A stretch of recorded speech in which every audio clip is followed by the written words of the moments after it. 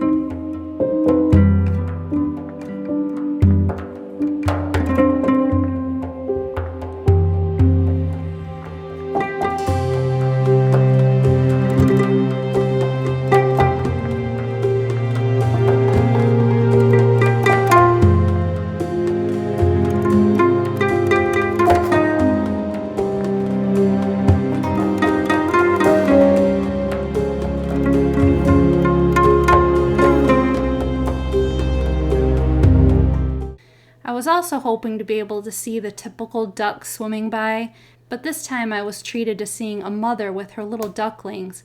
This was the first time I was able to see this having a camera with me. It was really exciting.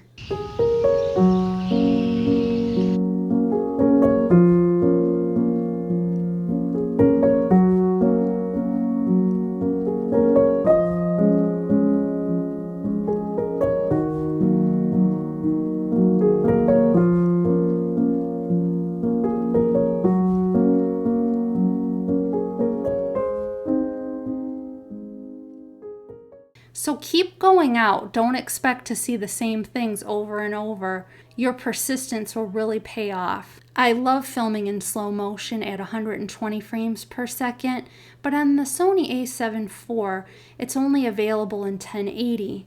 It's never really been such a big deal to me before, but recently I took out the ZVE1 and tried the 4K 120 frames per second, and there was a noticeable difference in the sharpness and the quality of the detail.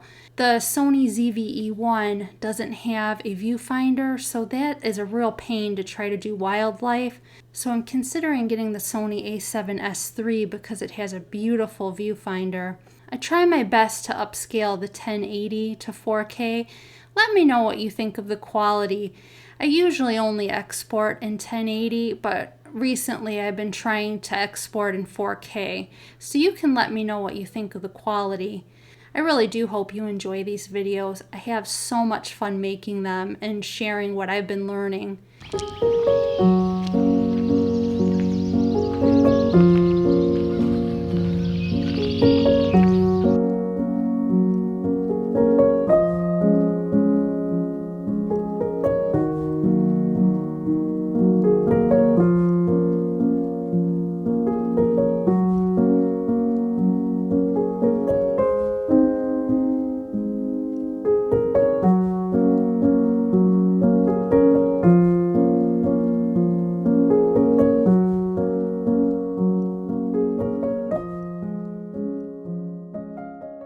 If you like this video, give it a like. Consider subscribing for more photography related content from a newbie like me. God bless.